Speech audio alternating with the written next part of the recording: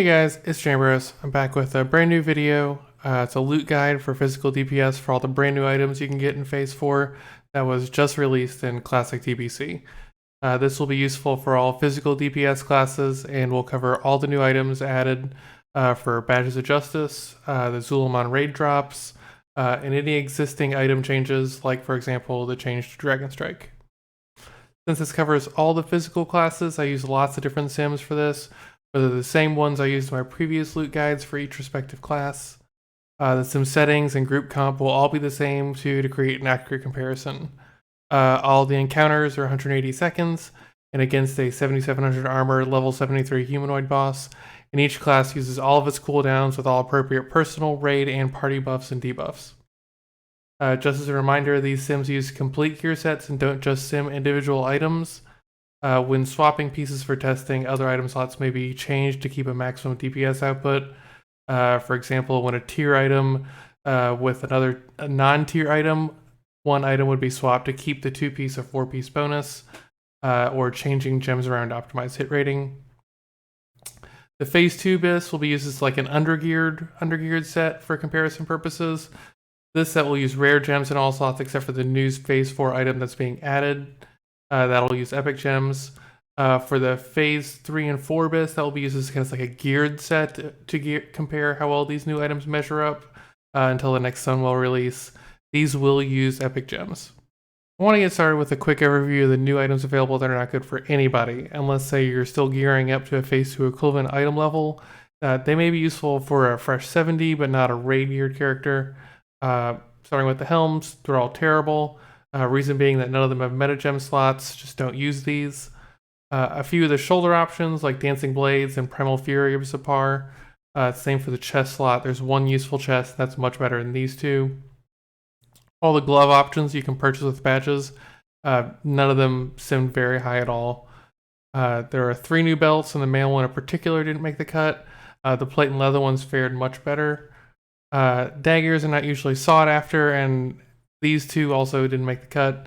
There's one other dagger available that turned out to be very good for hunters. There are 2 fist options as well, Rage and Fury. Fury didn't crack the top 3 in any builds, but Rage barely did by a bit. And the 2 swords didn't fare very well either. Neither the slow one or the fast Talon Blade really measured up. Trollbane, a 2-handed axe, did particularly bad. It really didn't come close for any of the classes. Note that while all of these items aren't useful for any raid-geared physical DPS character, if any of these subsequent class overviews do not contain an item that isn't listed here, it means that item is not useful for that specific class, but is useful for another. We'll start out with one of the 2 leather-only classes, Rogue. Rogue is probably one of the less affected classes in Phase 4. While there are a decent number of good options, most items are outclassed by loot in Black Temple and Mount Hyjal. There are a couple BIS items, but one of them is practically even with a Phase 2 item. It's just a tiny bit better. The Master Assassin wrist wraps were the only real situational item I could find. They're an immediate upgrade over a Phase 2 BIS setup, but land at number 4, behind Insidious Bands, Deadly Cuffs, and the Swift Strike Bracers. There are a few more relevant options, 2 of which are Cloaks. Cloak of Fiends is definitely better than Dory's Embrace, but if you have the spare badges and haven't gotten lucky enough for the other options, then it could be worth it. The Ninja's Tabi Boots are probably the most notable option here. They're very close to the best in slot Shadowmaster's Boots. Berserker's Call is a fine 3rd trinket option, but if I'm being honest, it's probably better for other classes. And the 2 best in slot items, Signet of Primal Wrath, and very barely the Ancient Amani Longbow. The Signet is a sizable upgrade, but the bow, not so much. Only half DPS, this item is probably better served on another class if you're able to pick up an Arcanite Steam Pistol from Phase 2. The second leather-only class, Feral Druids, don't have very many options in Phase 4 if you're trying to keep your set bonuses, either the Tier 4 2-piece or the Tier 6 4-piece. They do, however, have a few impactful best in slot items here. The only real situational item I could find again are these Master Assassin wrist wraps. They offer a good upgrade from a Tier 5 set, but fall behind the Vindicator's Dragonhide Bracers, Insidious Bands, and Deadly Cuffs. The Waistguard of the Great Beast is a surprisingly good option for Feral Druids. 12.8 DPS behind the obviously still best belt of 100 deaths. And not bad if the Don Alejandro's money belt is something you haven't gotten yet. The Shadowmaster's boots in Black Temple are a very contested item, but these boots measure up only 5 DPS behind and can be bought with badges. A really easy upgrade right there.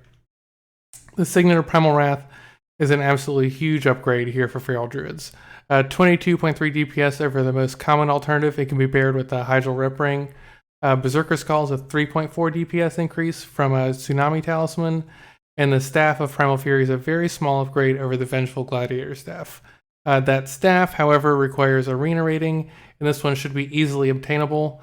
The armor pen on it too can increase in value as you carry it into Sunwell. Moving on to the first of the male classes, Enhancement Shaman. Not a ton of new options, but a few nonetheless. Probably my most asked question, however, isn't about a new item, just a changed one. Dragonstrikes. They're changed to one hand in Phase 4, unlike what's shown in these photos. So now they're able to be dual wielded. Unfortunately, they're not very good. The haste proc does not stack, it just refreshes itself. It's only really useful as a catch-up option. They seem strictly worse than the Phase 2 bits of Talon of the Phoenix and Rod of the Sun King, and are worse than Siphon of the Natharzim, the Vengeful Cleaver, and Rising Tide from Phase 3. There are a few situational items, some more than other. The leather bracers are once again a pretty good upgrade from Phase 2, but rank 4th behind Insidious Bands, Deadly Cuffs, and Bindings of Lightning Reflexes.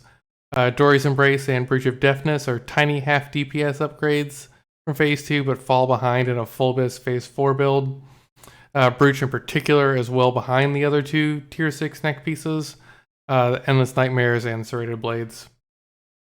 The top 3 options here are all really good choices, all around 2 DPS or less of a downgrade, barely noticeable against the technically best in slot items, since the barely better items are all very contested. Shadowmasters, Shadow Moon Destroyer's Drape, and Madness of the Betrayer. Signet of Primal Wrath, just like with all the other classes, still best. Just not as much on an Enhancement Shaman. Only about 3.5 DPS more than Band of the Ranger General. That was obtainable in Phase 2. The Stonebreaker's Totem should probably be your first badge purchase. That's an 11 DPS upgrade from the previously used Totem of the Astral Winds for only 20 badges. The second of the male classes here, Hunter. A lot more items here compared to the classes thus far. Definitely some useful items. Most hunters will be going hard into ZA for a good few best in slot items. There are a couple situational pieces here, but I'd mostly not recommend them. Tuskbreaker offers a 4.87 DPS increase from our Phase 2 setup, but ends up being a full 21 DPS behind the Ancient Amani longbow. That also comes from ZA, and that bow itself is 4th in a full Phase 4 bis. It comes up 15 DPS behind the Serpent Spine longbow from SSC. Steadying Bracers is only a half DPS upgrade, and those badges are better spent on these bracers, the Master Assassin ones. They sim higher and are less than 5 DPS behind the Insidious Bands and practically even with Deadly Cuffs. The Blade Angel Money Belt sits behind the other Money Belt from Hyjal and the Boneweave Girdle. Dory's is not technically best, but is only 1.5 DPS or so from it. It's a great badge purchase where you don't need to compete with other people for an item. The main hand fist weapon, Rage, is okay. There's one better melee weapon here in ZA, and it's the Dagger of Bad Mojo, which ends up as an overall Phase 4 best in slot item, and you're going to want 2 of them. The Signet is once again very good, and is 7.66 ahead of the Hyjal Rep Ring if you pair it with the Stormrage Signet Ring. Berserker's Call surprisingly simmed more than 14 DPS ahead of Madness of the Betrayer, and will probably be your most sought after item from ZA in this phase. The first of the 3 plate specs, Arms Warrior, and wow, a ton of option here in many different slots. Some great items here, some not so great. We'll see why. There are 4 items I classified as situational here, some more than others. 2 of them are pants, and 1 is strictly better than the other. I just included them both to highlight how they're both technically an upgrade over Phase 2 gear, but there's no real reason you'd waste your badges on the Shallow Grave Trousers when you could just spend them on the Shifting Camouflage ones instead. Even then, those pants come up at number 4 in Phase 4. The Shadowhunter's Treads are technically a 2 DPS downgrade in a full Phase 2 setup, but because of the armor pen on them, they actually end up about 10 DPS behind in a full Phase 4 setup, which is not terrible. Jin Rock is not particularly recommended.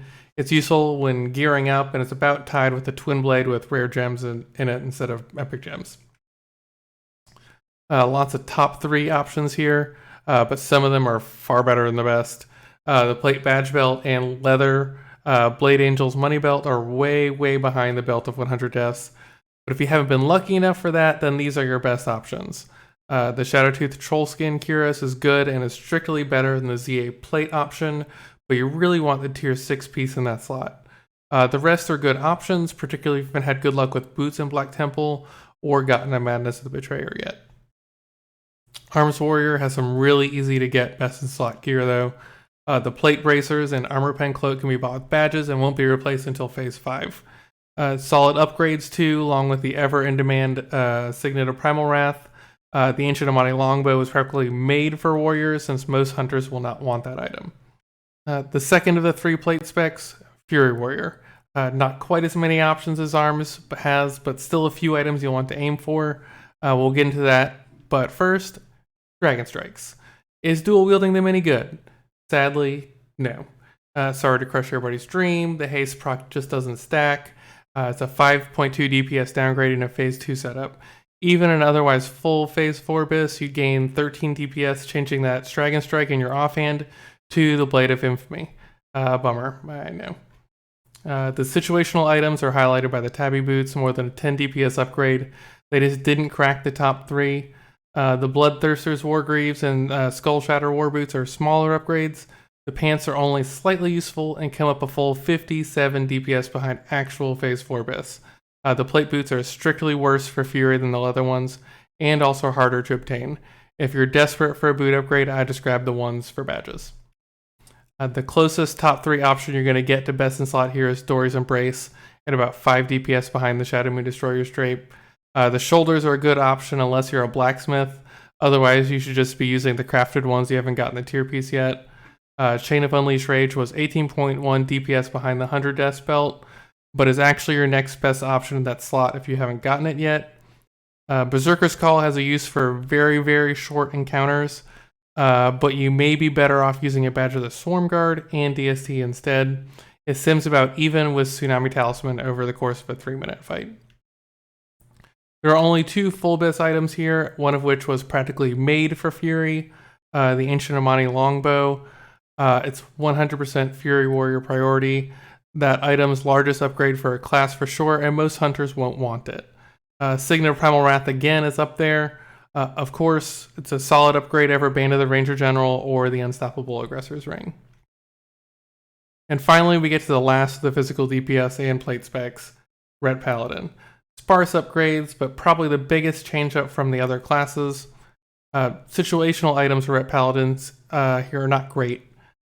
Jin Rock is not recommended because just like Arms Warrior earlier, it's only a 0.8 DPS upgrade from a Twin Blade with rare gems in a Phase 2 setup.